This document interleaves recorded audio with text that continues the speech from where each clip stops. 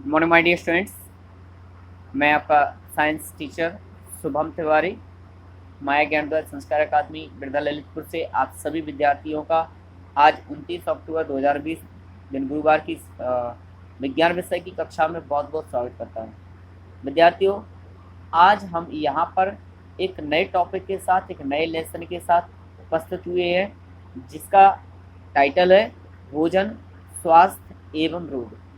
विद्यार्थियों, जिस प्रकार से इस लेसन का जो टाइटल है, शीर्षक है, पाठ का नाम है, यह इससे ही हमें यह समझ में आता है कि यह लेसन हमारे दैनिक जीवन से जुड़ा हुआ है और हमारे जीवन के लिए बहुत ही महत्वपूर्ण है। और इससे जुड़ी हुई जो भी जानकारियां हैं, जिनके बारे में आज हम यहाँ पर अध्ययन करेंगे, इन जानकारियों को ध्यान में रखना हमारे लिए बहुत ही अनिवार्य है। क्यों? क्योंकि तीनों चीज़ें एक दूसरे से रिलेटेड हैं। भोजन अच्छा होगा, आप स्वस्थ रहेंगे। भोजन में किसी प्रकार के तत्व की अगर कमी होगी, आप स्वस्थ नहीं रहेंगे, रोगी होंगे। जब आप रोगी होंगे तो पुनः उन्हीं तत्वों की पूर्ति आपको अपने शरीर में करनी होगी, तो पुनः आप स्वस्थ होंगे। तो कहीं ना कहीं दोनों पहलू भोजन से जुड़े हुए ही हैं। तो आइए जानते हैं इस लेसन के उद्देश्य के बारे में। सबसे पहले तो है भोजन की आवश्यकता हमें क्यों है। आवश्यकता तो है, अब भोजन का परिरक्षण कैसे किया जाए, भोजन के परिरक्षण की आवश्यकता क्यों है, यानी भोजन को साफ स्वच्छ रखने की आवश्यकता क्यों है। तीसरा पॉइंट है भोजन का खराब होना, अर्थात किन कारणों से भोजन खराब हो जाता है। चौथा, भोजन को रोडेंट, कीट पतंगे, बैक्टीरिया आदि से बचाना। परिरक्षण की विधियां। इसके बाद दूषित भोजन से होने वाले कौन कौन से रोग हो जाते हैं। इसके बाद रोगों का वर्गीकरण, संचारी रोग, असंचारी रोग, संक्रामक एवं महामारी। तो आज हम यहाँ लेसन 13 भोजन, स्वास्थ्य एवं रोग के माध्यम से इन सभी तथ्यों पर चर्चा करेंगे और इन सभी तथ्यों के बारे में जानकारी जुटाएंगे और उनका अध्ययन करेंगे और समझने का प्रयास करेंगे। तो विद्यार्थियों, सबसे पहले बात करते हैं भोजन की आवश्यकता की। देखिए, हमें अपने जीवन में जो वस्तुएं हम अपने जीवन में प्रयोग करते हैं, उनकी हमें आवश्यकता क्यों है, इसके बारे में हम सभी सामान्य रूप से जरूर जानते हैं। अगर हम कहें आप वस्त्र क्यों पहनते हैं, तो नग्न शरीर को ढकने के लिए हम वस्त्रों का प्रयोग करते हैं, वस्त्र पहनते हैं। अगर हम आपसे बात करें आप मोटरसाइकिल का उपयोग क्यों कर रहे हैं, तो आप कहेंगे सर एक जगह से दूसरी जगह जाने के लिए हम उसका प्रयोग करते हैं।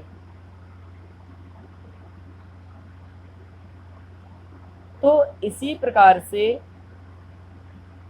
अगर विद्युत उपकरण में हम पंखे, कूलर की बात करें, क्यों इसका उपयोग कर रहे हैं, आप कहेंगे सर गर्मी लगती है इसलिए हम उसका उपयोग करते हैं। मतलब कहने का यह है कि अगर किसी भी वस्तु के बारे में आपसे पूछा जाए तो आप सामान्य रूप से उसका उपयोग क्यों किया जा रहा है उसके बारे में अवश्य जानते हैं। ठीक इसी प्रकार से हम सुबह जब जागते हैं, फ्रेश होते हैं, नहाते हैं, इसके पश्चात कुछ नाश्ता, ब्रेकफास्ट करते हैं, यानी अल्पाहार करते हैं, फिर भोजन करते हैं, पूर्ण भोजन करते हैं, फिर शाम को कुछ स्नैक्स लेते हैं, फिर स्वल्पाहार आहार लेते हैं, फिर रात को डिनर यानी रात का भोजन करते हैं।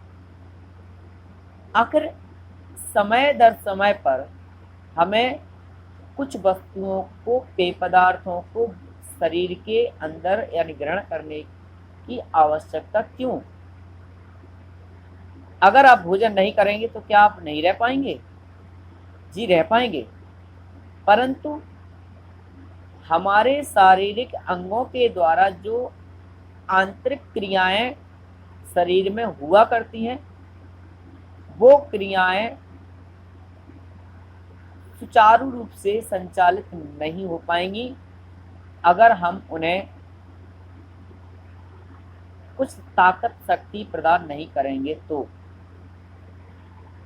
अर्थात जो शारीरिक अंगों के द्वारा की जाने वाली क्रियाएं हैं, उन क्रियाओं को संपन्न करने के लिए अंगों को कुछ ताकत की आवश्यकता होती है।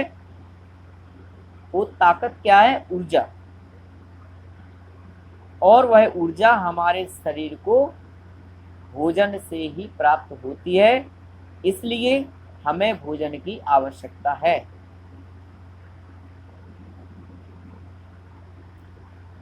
तो हम जानते हैं कि विभिन्न आंतरिक एवं बाह्य शारीरिक क्रियाओं के लिए ऊर्जा की आवश्यकता होती है, जो भोजन से प्राप्त होती है। स्वाद अनुसार नहीं, बल्कि सुपाच्य और पोषक तत्वों से युक्त भोज्य पदार्थों का सेवन ही हमें करना चाहिए।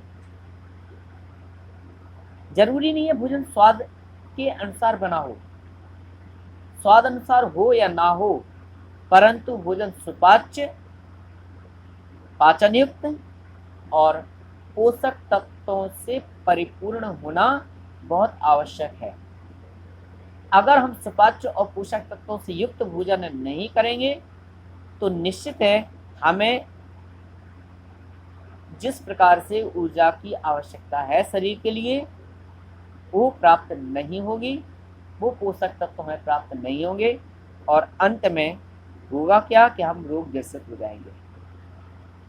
तो भोजन की आवश्यकता क्यों है? शरीर की आंतरिक बाह्य शारीरिक क्रियाओं को संपन्न करने के लिए ऊर्जा की आवश्यकता होती है, और वह ऊर्जा हमें भोजन से प्राप्त होती है, इसलिए हमें भोजन की बहुत बहुत आवश्यकता अपने दैनिक जीवन में होती है।